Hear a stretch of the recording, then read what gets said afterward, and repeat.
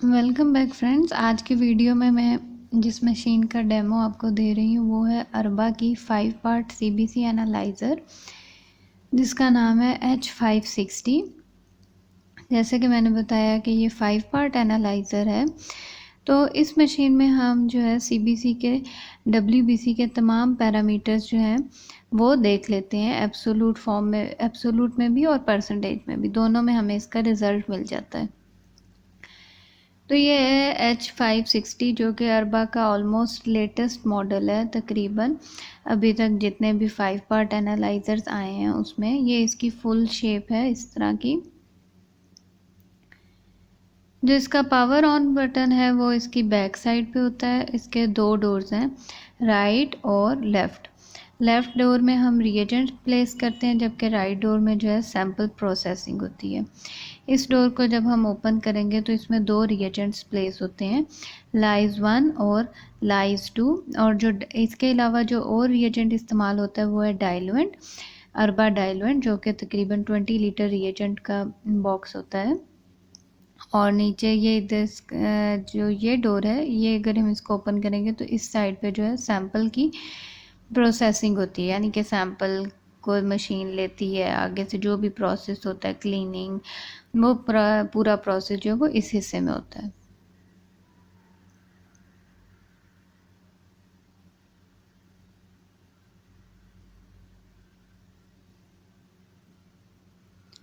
अब सबसे पहले अगर हम देखें इसके कौन कौन से इसमें सेक्शंस हैं, तो sample analysis, review, QC, reagent, add diluent, calibration, setup and service. अब हम एक एक करके तमाम सेक्शंस को देखेंगे। सबसे पहले हम देखते हैं सैंपल एनालिसिस। सैंपल एनालिसिस वो सेक्शन है जिसके अंदर जो है हम सैंपल को परफॉर्म करते हैं, यानी कि रनिंग होती है, सैंपल प्रोसेसिंग होती है। इसमें हम सैंपल का डाटा एंटर करेंगे और उसके बाद जो है हम प्रोब में सैंपल रखेंगे और प्रेस करेंगे बटन को तो सैंपल प्रोसेस होगा। अब ये जो पैरामीटर्स आप देख सकते हैं, WBC, neutrophil, lymphocyte, monocyte, eosinophil, basophil, percentage form में भी और एब्सोलूट में। इसके अलावा ALY और LIC रिजल्ट भी अवेलेबल हैं। ALY जो है वो एटिपिकल लिम्फोसाइट और LIC जो है वो लार्ज इमेच्योर सेल्स हैं। इसके अलावा न्यूक्लिएटेड RBCs भी हैं। लेकिन आप देख सकते हैं इनके साथ स्टार्स का लोगो था।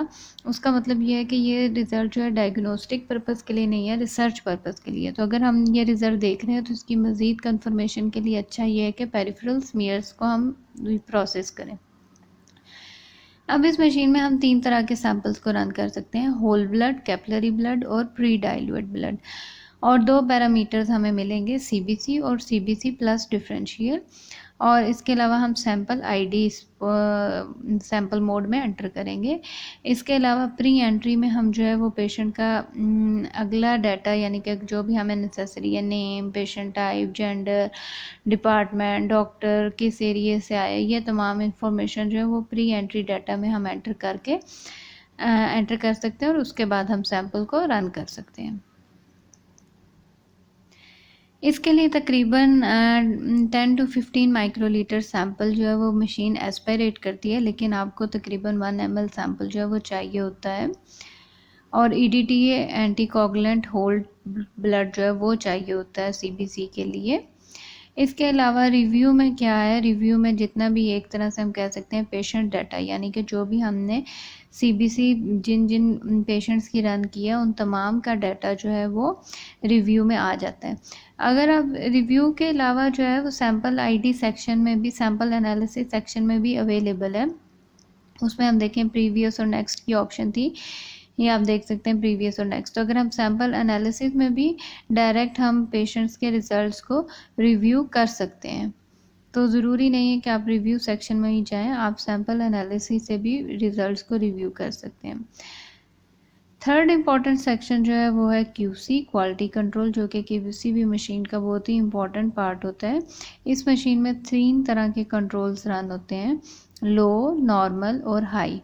तो QC सेटिंग्स में हम जो है ये तीनों कंट्रोल्स को एंटर करेंगे डाटा। QC एनालिसिस हम जो है वो रन करेंगे कंट्रोल को, और क्यूसी ग्राफ में हम ग्राफ देखेंगे और क्यूसी टेबल्स में यानी कि जो हमने कंट्रोल रन किया उसका रिज़ल्ट जो है वो क्यूसी टेबल में आ जाता है।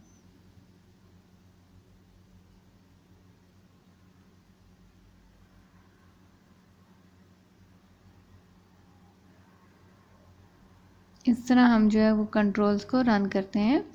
3 लेवल ऑफ कंट्रोल जैसे मैंने आपको बताया कि इस मशीन में यूज़ होंगे, और रिज़ल्ट जो है वो हम जब क्यूसी ग्राफ में देखेंगे तो हमें एलजे ग्राफ में हमें रिज़ल्ट जो है वो मिल जाएगा।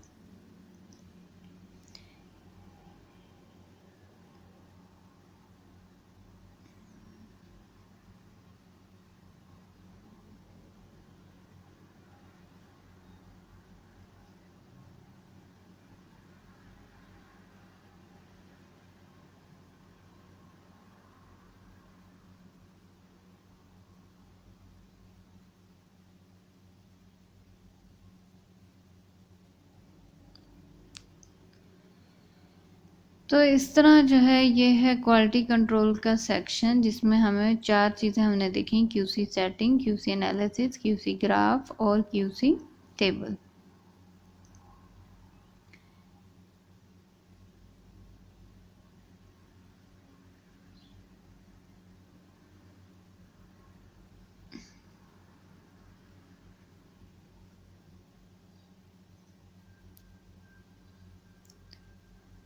इसके बाद हम चलेंगे नेक्स्ट सेक्शन की तरफ।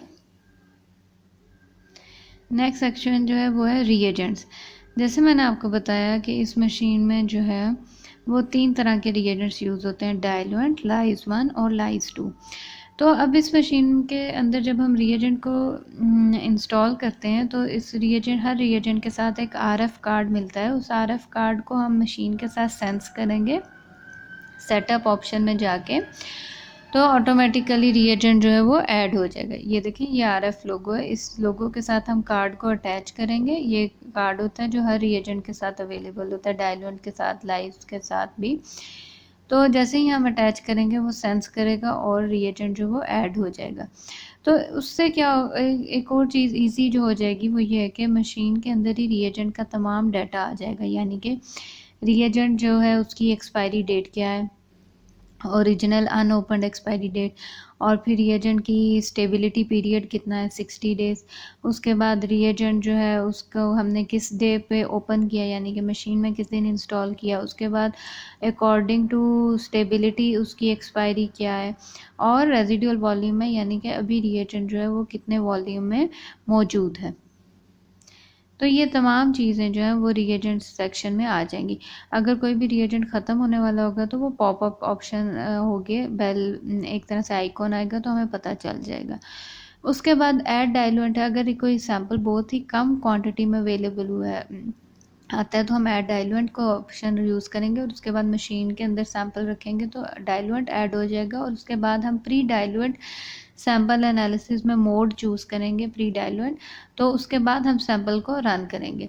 उसके बाद कैलिब्रेशन जो है वो इंजीनियर्स के प्रोसेस होता है, वो कैलिब्रेट करके देते हैं। सेटअप में ऑप्शन में भी हमारा जो रिलेटेड ऑप्शन है, जो हमें यूज़ करनी होती है वो रीजनल सेटअप है, जिसमें हम रीजनल सेटिंग्स है जिसमें हम टाइम, डेट और बेसिक्स जो सेटिंग्स हैं वो हम यूज़ करते हैं। बेसिकली बाकी पैरामीटर जो है वो मोस्टली इंजीनियर्स ही यूज़ करते हैं। और सर्विस में जो है वो मेंटेनेंस ऑप्शन अवेलेबल होती है, और उससे जो है हम वीकली मेंटेनेंस होती है इस मशीन की, वो हम सर्विस में जाके यूज़ करते हैं। और डेली मेंटेनेंस जो है वो almost night time shutdown time पे हमें सोडियम हाइपोक्लोराइट एस्पिरेट कराना होता है। तो ये तो था इस मशीन का डेमो। आई होप कि आपको आइडिया हो गया होगा। तो आपको आइडिया हो गया होगा इस मशीन के बारे में कि 5 part haematology CBC analyser H560 के अंदर क्या क्या सेक्शंस अवेलेबल हैं। तो इस वीडियो में बेसिकली मेरा मकसद आपको इस मशीन का डेमो देना था। एक नेक्स्ट वीडियो में मैं आपके साथ इस मशीन की वर्किंग भी शेयर करूंगी कि कैसे हम सैंपल को या कंट्रोल्स को प्रोसेस करते हैं। फिर मिलेंगे एक नए वीडियो के साथ, तब तक अपना ख्याल रखिए। Thank you so much.